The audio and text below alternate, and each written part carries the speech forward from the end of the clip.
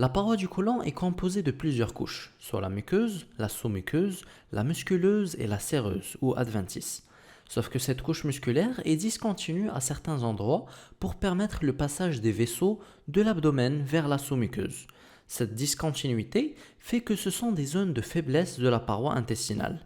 Et chez certaines personnes, lorsqu'il y a une augmentation de la pression au niveau du côlon, il y aura hernie de la muqueuse et la sous-muqueuse à travers cette musculeuse, créant une poche qu'on appelle diverticule. S'il y a plusieurs diverticules, on parle alors de diverticulose.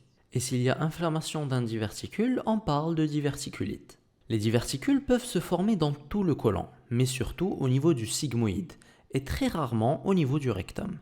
L'astuce, c'est que diverticule, c'est comme divertissement, donc la diverticulose est dominante dans la partie de l'intestin qui tourne le plus, le sigmoïde, car le fait de tourner c'est divertissant, mais le côlon entier tourne à certains points, donc tout le côlon peut être touché. Le rectum par contre ne tourne pas, c'est ennuyeux pour les diverticules, pas de divertissement, donc la diverticulose a rarement lieu au rectum. Et là vous pouvez vous dire que des petites poches sur le côlon, c'est pas méchant, et en général oui, ils sont asymptomatiques, sauf que ces diverticules peuvent avoir plusieurs complications. Les vaisseaux à leur niveau peuvent s'affaiblir et se rompre, causant une hémorragie gastro-intestinale. Les bactéries et le bol alimentaire non digéré peuvent rester bloqués dans ces diverticules, causant ainsi leur infection, diverticulite. Cette diverticulite peut elle-même se compliquer par un abcès, une fistule avec la vessie par exemple, une occlusion intestinale et même une péritonite en cas de perforation du diverticule.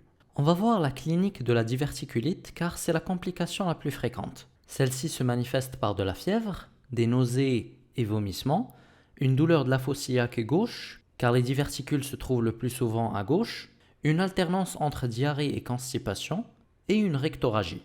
Si vous remarquez, c'est très similaire avec l'appendicite. Sauf qu'au lieu que la douleur abdominale soit dans la fosse iliaque droite, où se trouve l'appendice, elle se trouve plutôt dans la fosse iliaque gauche, où se trouvent généralement les diverticules. C'est pour cette raison que la diverticulite est souvent appelée appendicite à gauche. Sur plan paraclinique, la diverticulose peut être découverte par hasard en cherchant autre chose comme lors d'une coloscopie ou d'un scanner. Quant à la diverticulite, pour l'imagerie, on utilise le scanner pour confirmer le diagnostic et chercher les complications comme l'abcès. L'endoscopie par contre est contre-indiquée en cas de diverticulite car l'introduction de l'endoscope peut rompre ou faire saigner le diverticule, surtout s'il est inflammé. Sur plan biologique, on cherche l'infection, notamment via la NFS, qui va montrer une hyperleucocytose, et par la CRP qui sera élevée et qui suggère une infection bactérienne. A noter que les diverticules ne se compliquent jamais de cancer, l'astuce c'est que le diverticule aime le divertissement. Or le cancer c'est pas très divertissant, donc jamais de cancer et donc pas besoin de biopsie non plus.